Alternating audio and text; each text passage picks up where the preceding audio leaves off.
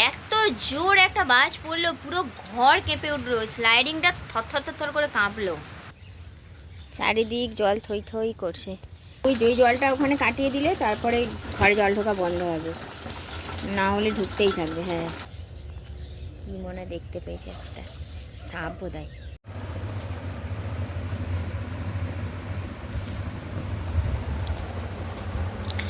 Good morning,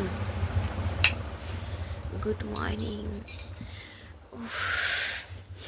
আজ একদম ঘুম চোখ খুলেই ব্লগটা শুরু করলাম, কখনো তো করা হয় না। ঘড়ি কাটা 6:30 ঘরে, চোখের পাতা যেন খুলছে না। কাল অনেকটা রাত্রি পর্যন্ত জেগেছিলাম তো, ঘুম আসছিল না, ওই জন্য এখন যেন চোখের পাতা খুলছে না। এবার যদি আমি একটু ভাবি যে 5 মিনিটের জন্য একটু চোখ ঘুমাই, তাহলে 5 মিনিট পরে যখন চোখ খুলবে তখন দেখবো ওটা 1 ঘন্টা হয়ে গেছে। ওই জন্য উঠে বসে পড়েছি যে না, ঘুমে চোখ ফেটে যাক আর যাই হোক, আর ঘুমানো যাবে না, তারপরে দেরিও তো হয়ে যাবে, তাই না? তো যাই হোক, চলো সঙ্গে থাকো, ব্লগটা এখন থেকেই শুরু করলাম। আজ বরমশাই আসবে, শনিবারে আসার কথা ছিল, আজকেরই আসবে। আমি ভেবেছিলাম শনিবার আসবে, তারপর বলছি না না, শুক্রবারেই চলে আসবো, তো আজকে সন্ধ্যেবেলার দিকটাই চলে আসবে। চলো উঠি, দিনটা শুরু করি। সারাটা দিন তোমাদের সঙ্গে থাকবো, তোমরাও সাথে থেকো।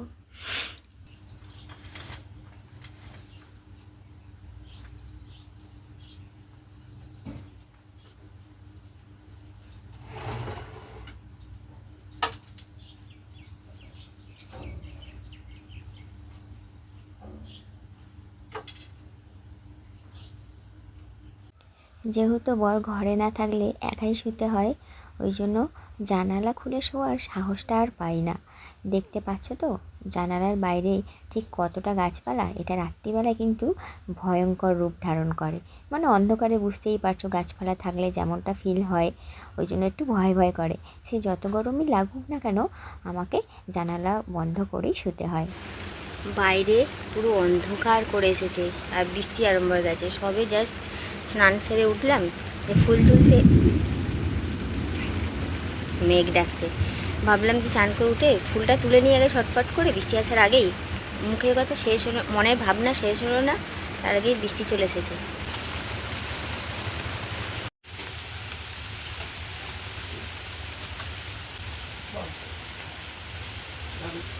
ভিজছো কেন গো?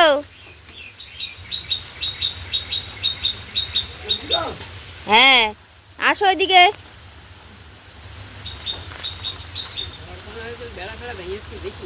এখানে এসে বসো, চা খেয়ে একবারে যাবে। দাঁড়াও, টুল দিচ্ছি। লো ভোল্টেজ ছিল।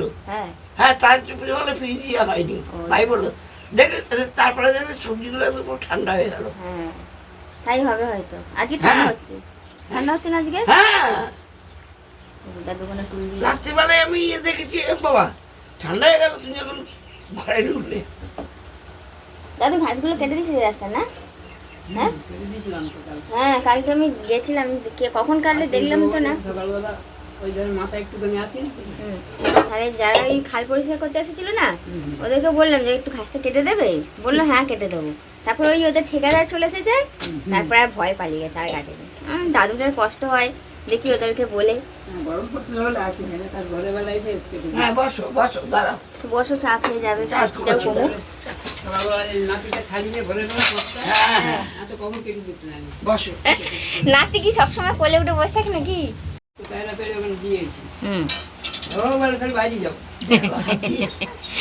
এখন আগে দাদু সবসময় আমাদের এখানে পড়ে থাকতো ওই চাষের জন্য, কিন্তু এখন ওই দাদুর নাতি নাতনি আসতে দেয় না কিছুতেই।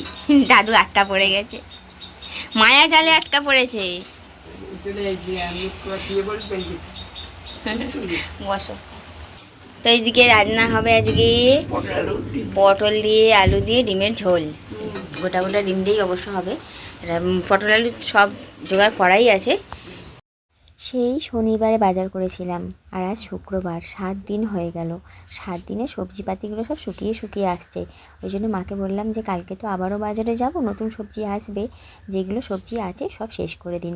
ওই জন্য কাঁকরোলটা গোল গোল করে কেটে দিলাম, মাকে বললাম যে ভাজুন। আর যতগুলো ভাজা আছে না, তাদের মধ্যে সবথেকে কাঁকরোল ভাজাটা খেতে আমার ভীষণ ভালো লাগে। ঠিক তাই, আমার তো মনে ছিল না কালকে জামাই ষষ্ঠী। হ্যাঁ, জামাই ষষ্ঠী যাইও না, হয়ও না, ওই জন্য মনেও দেখে না। কালকে তো জামাই ষষ্ঠী, ওই জন্য আজকে ঝেড়ে বৃষ্টি দিচ্ছে, জামাইরা খাবে। হ্যাঁ, বছরে একবার জামাইদের একটা স্পেশাল দিন, ওই জন্য ঠান্ডা করে দিচ্ছে। কালকে সবজি ডুবিয়ে খাবে না, পুরো জোরে এসে গেছে।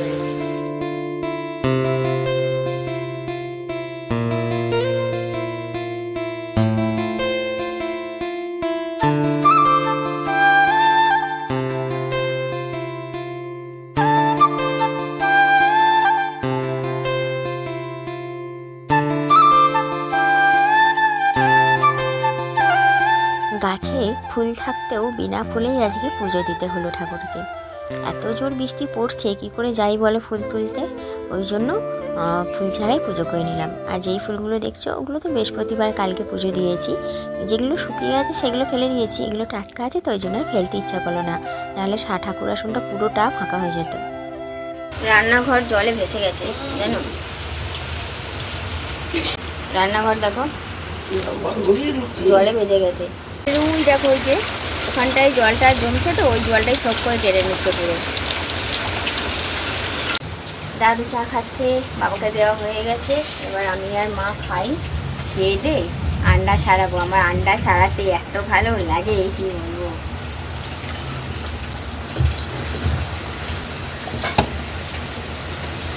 খালের জল হু হু করে যাচ্ছে, দেখুন মা, খালটা পরিষ্কার তো, মানে একদম হু হু করে যাচ্ছে। হ্যাঁ, বৃষ্টি হলে সব দিক দিয়ে সমস্যা, কিন্তু একটা দিক দিয়ে উপকার হয়। ওই যে মা বললো খুব ভালো জল উঠবে। খুব যখন গরম পড়ে কল থেকে জল তুলতে ভীষণ কষ্ট হয়, কিন্তু যখন বৃষ্টি বাদল হয় তখন কলে খুব সহজেই অনেক বেশি জল ওঠে। রান্নাঘরে হু হু করে জল ঢুকছে, তোমরা তো দেখলে। বাবাকে ওই জন্য বললাম যে বাবা ওখানটা একটু ছাড়িয়ে দেবেন পরে। বাবা দেখো ওই গামছা মাথা দিয়ে এখনই বেরিয়ে পড়েছে, ওইটা ছাড়িয়ে না দিলে তো জল ঢুকতেই আছে, আমি পরিষ্কার করতেও পারছি না, পরিষ্কার করেও কোনো লাভ নেই। ওই জন্য বাবাকে বললাম তাহলে ছাড়াচ্ছেন যখন ভালো করে পরিষ্কার করে দিন ওখানটা, যাতে জলটা না জমে হু হু করে বেরিয়ে যায়, তারপরে আমি মুছে দেবো। কারণ ওখানটা পরিষ্কার না করলে ভেতরে মুছেও লাভ নেই, আর মা কতক্ষণ জলে দাঁড়িয়ে দাঁড়িয়ে রান্না করবে। ওই জন্য বাবা বাধ্য হয়ে এখনই পরিষ্কার করে দিল, আর আমিও ভেতরটা মুছে, না হলে মাকে ওই জলের মধ্যে দাঁড়িয়ে দাঁড়িয়ে কাজকর্ম করতে হবে। ওই জন্য ঝটপট করে আমিও ভেতরটা মুছে নিলাম।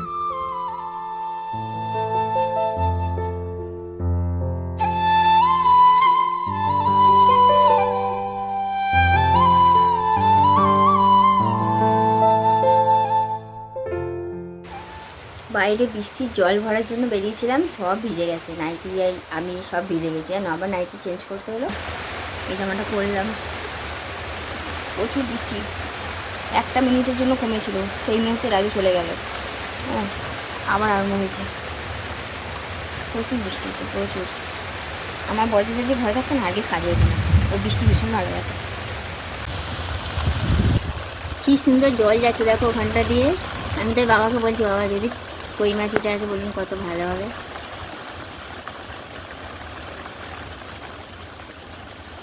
বৃষ্টি তো হয়েই চলেছে, হয়েই চলেছে, বৃষ্টি আর থামার নাম নেই। উফ, এত জোর একটা বাজ পড়লো, পুরো ঘর কেঁপে উঠলো, স্লাইডিংটা থর থর করে কাঁপলো। বাবারে বাবা, কি জোর বাজটা পড়লো। এখানে পড়েনি, পড়েছে কোথাও কিছুটা দূরে, কিন্তু আওয়াজটা হলো যা, মানে ঘর পুরো এই স্লাইডিংয়ের কাজটা এরকম থর করে কেঁপে উঠলো। বাপরে বাপ, আকাশ মেঘ ভাঙা একদম শব্দ। তো যাই হোক চলো, এই যে বসে বসে আমি এতক্ষণে আটা মাখছিলাম। মায়ের রান্না বান্না কমপ্লিট, এবার রুটি করি। বাবা বললো যে কাজে যাবে না, এত বৃষ্টি পড়ছে কী করি বা যাবে, চারিদিক জল জমে গেছে। এত সুন্দর বৃষ্টি পড়ছে, একটু টিভি চালিয়ে, পাখাও তো লাগবেই না, টিভি চালিয়ে দেখবো, সময় কাটাবো। না, বিদ্যুৎ চমকাচ্ছে, আবার পড়বে।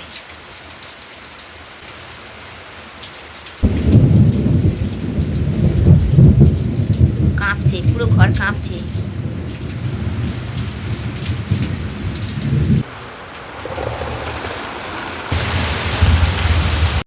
দেখো রান্নাঘরে আবারও জল থই থই করছে। মা জলের মধ্যে দাঁড়িয়ে রান্না করলো, আর আমি জলের মধ্যে দাঁড়িয়ে রুটি করব না তাই কখনো হয়? ওই জন্য আবারও জল ঢুকে পড়েছে। না গো না, আসলে বাবা তো একটা ছোট্ট লাঠি দিয়ে পরিষ্কার করছিল, ঠিকঠাক মাটিটা কাটাতে পারেনি, ওই জন্য জল আবারও ঢুকে পড়েছে। আসলে বৃষ্টিটাও তো তেমন জোরেই হচ্ছে। দেওর ঘরে আছে, দেওরকে বললাম, দেওর বললো বৃষ্টিটা একটু কমুক, আমি কোদাল দিয়ে ভালো করে মাটিটা কাটিয়ে দেবো। তো যাই হোক, রুটি আমার কমপ্লিট। বাবাকে যে দিয়ে এলাম, চা আছে সঙ্গে, আলু আর তরকারি, মানে পটল আলুর তরকারি আর রুটি। বৃষ্টি দেখো, এত জোর বৃষ্টি পড়ছে, চারিদিক জলে থই থই করছে। কত জল দাঁড়িয়েছে পেছনে, পুকুর হয়ে গেছে মাঠটা পুরো। দেখতে পাচ্ছ?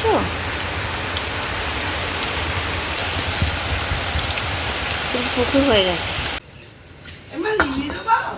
না জ্বলুক না, বারান্দাটা পুরো অন্ধকার হয়ে আছে, ভালো লাগছে না অন্ধকার থাকলে, পোকামাকড়। ভাত দিয়েছি তো, দেখো ডাক পাখিগুলো খাচ্ছে ওখানে।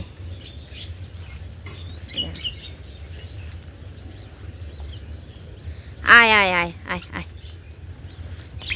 আয় আয় আয় আয় আয় আয় আয় আয় খা, আয় খা খা খা, আয়। দেখো চারিদিক জল থই থই করছে, আমাদের যাওয়া আসার রাস্তাতেও জল হয়ে গেছে, দেখতে পাচ্ছ?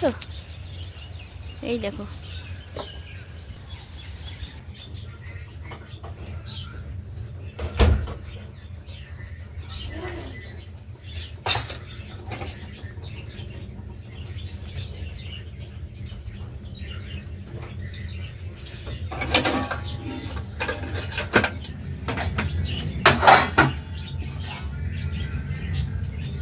কাটা 5টার ঘরে বৃষ্টিতে থেমে গেছে ঘন্টাখানেক আগে। বর্মশাই ফোন করলে যে এসে গেছে, এবার কি করে আসবে? রাস্তা 1 হাঁটুর ওপরে জল, দেখতে পাচ্ছ? ওই যে রাস্তায় জল এখনো। বর্ষাকাল তো দেখো, চারিদিক এখন শুধু এইগুলোই চোখে পড়বে। আর এইগুলো আমার এত ঘৃণা লাগে, কি বলবো, হেভি ঘৃণা লাগে আমার এগুলো। কেন ঘৃণা লাগে না, কিন্তু এগুলো ভয়ঙ্কর গন্ধ, প্রচুর গন্ধ হয় এগুলো। খালের জলটা কেমন হচ্ছে দেখো, কি আছে ওখানে, কি আছে ওখানটা ওরকম হচ্ছে, আশ্চর্য তো, কেন ওরকম হচ্ছে? বড় মাছ বা কচ্ছপ টাইপের কিছু আছে কি নাকি?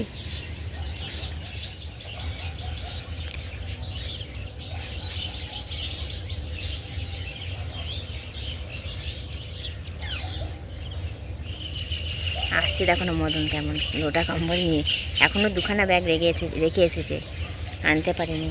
জামা কাপড়ের ব্যাগটা, বাসনের ব্যাগটা রেখে এসেছে।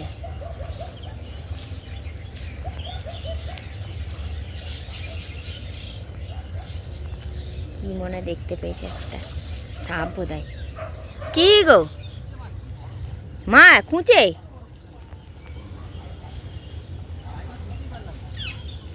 পায়ে করে তোলা যায়?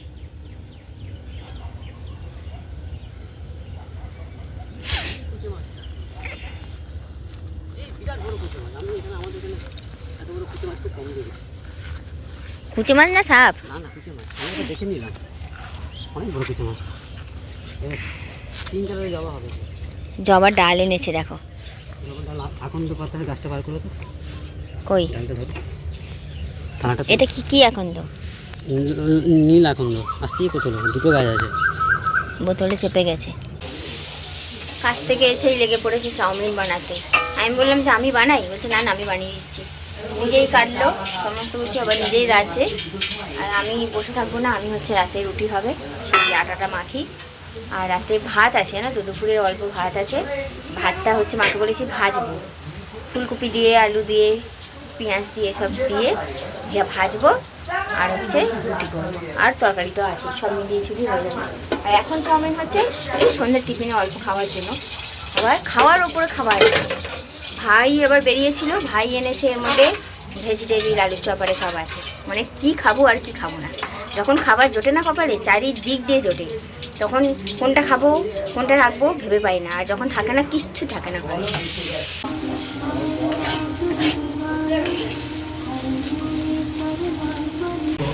আলু চপ খাবো, আলু চপ খাবো। দেখে কেমন লাগছে? দেখে মনে হচ্ছে না একদম বাইরে দোকানের স্টাইল চাউমিনটা? কালারটা ওরকমটাই এসেছে। ভাই এনেছিল ভেজিটেবিল, আলুর চপ, বেগুনি সব মিলিয়ে ঝুলিয়েই আমরা নিয়েছি। আর সঙ্গে এই যে বরের হাতের বানানো চাউমিন। কী গো, আজকে এতটা জার্নি করে এলে কেমন কি কাটলো বলো? জানি করেছে ভিডিও দিচ্ছি, দেখলে হয়। তাহলে ওর বানানো রাস্তা বৃষ্টি, তাহলে ওর বানানো ভিডিওটা দিয়ে ব্লগটা শেষ করছি। আর সারাদিন তো আমি সঙ্গে ছিলাম, লাস্টে ও সঙ্গে থাকুক আর ভিডিওটা শেষ হোক ওইভাবেই। চাউমিনটা খুব সুন্দর হয়েছে, আর সঙ্গে আছে ওই যে ভেজিটেবিল আর চপ।